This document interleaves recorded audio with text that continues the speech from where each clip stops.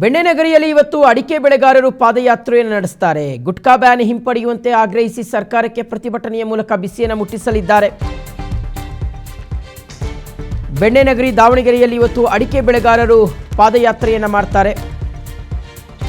Gutka ban ಮಾಡಿದೆಯಲ್ಲ ರಾಜ್ಯ ಸರ್ಕಾರ 1 ವರ್ಷಗಳ ಕಾಲ, ಅದನ್ನು ವಾಪಸ್ ಪಡ್ಕೊಳ್ಬೇಕು ಅಂತ ಜಿಲ್ಲೆಯ 3 ತಾಲೂಕಿನಲ್ಲಿ ರೈತರು ಪ್ರತಿಭಟನೆಯನ್ನು ಮಾಡುವಂಥದ್ದು.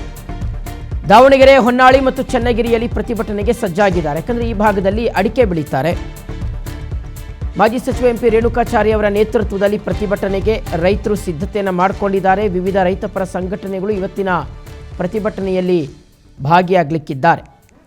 ನೋಡಿ, ನಮ್ಮ ಮಲೆನಾಡು ಮತ್ತು ಅರೆಮಲೆನಾಡು ಭಾಗದಲ್ಲಿ ದಾವಣಗೆರೆಯಲ್ಲಿ ಒಂದು ಸ್ವಲ್ಪ ಮಟ್ಟಿಗೆ ಒಂದು 3 ರಿಂದ 4 ತಾಲೂಕುಗಳಲ್ಲಿ ಅಡಿಕೆಯನ್ನು ಬೆಳೀತಾರೆ. ಅದರಲ್ಲೂ ಪ್ರಮುಖವಾಗಿ ಹೊನ್ನಾಳಿ ಭಾಗದಲ್ಲೂ ಸಹ ಅಡಿಕೆನ ಹೆಚ್ಚಾಗಿ ಬೆಳೆಯೋದುಂಟು. ಸೊ ಹಾಗಾಗಿ ಅಡಿಕೆ ಬೆಳೆಗಾರರ ಮೇಲೆ ಇದು ಪರಿಣಾಮ ಬೀರ್ತಿದೆ. ರಾಜ್ಯ ಸರ್ಕಾರ ಈ ನಿರ್ಧಾರದಿಂದ ವಾಪಸ್ ಬರಬೇಕು ಅಂತ ಆಗ್ರಹಿಸುವ ಸಲುವಾಗಿ ಒಂದು ಪ್ರತಿಭಟನೆಗೆ ಮುಂದಾಗಿದ್ದಾರೆ. ಬುಧವಾರ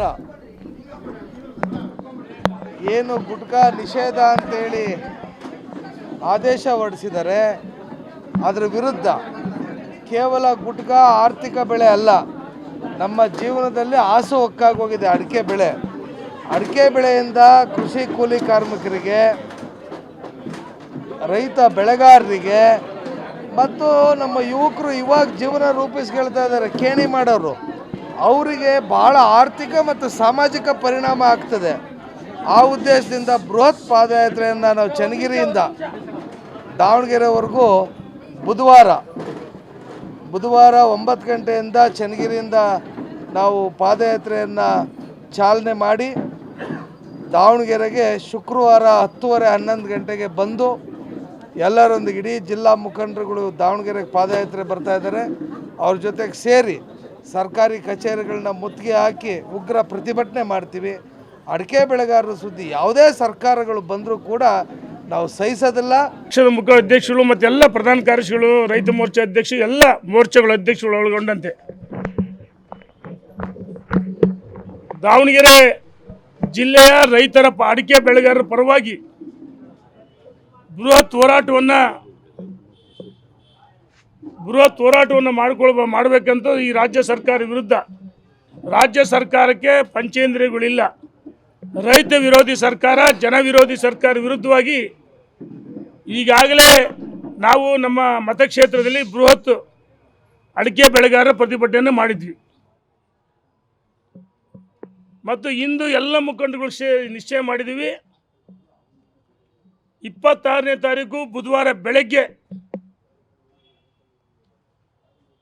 ನಮ್ಮೆಲ್ಲ ಕ್ಷೇತ್ರಗಳಿಂದ ಪಾದಯಾತ್ರೆಗಳು ಹೊರಟಿದ್ದೀವಿ. ಬೆಳಗ್ಗೆ 9 ಗಂಟೆಗೆ 26ನೇ ತಾರೀಕು ಬುಧವಾರ ಬೆಳಗ್ಗೆ 9 ಗಂಟೆಗೆ ಪಾದಯಾತ್ರೆ ಹೊರಟಿದ್ವಿ ಎಲ್ಲ ಕ್ಷೇತ್ರಗಳಿಂದ.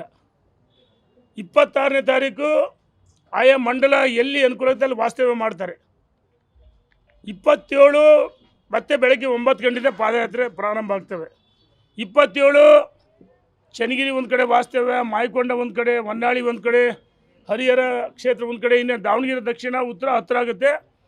ಜಗಳೂರಿಂದಲೂ ಸಹ ಬರ್ತೀವಿ ಅಂತ ಹೇಳಿದರೆ 28ನೇ ತಾರೀಕು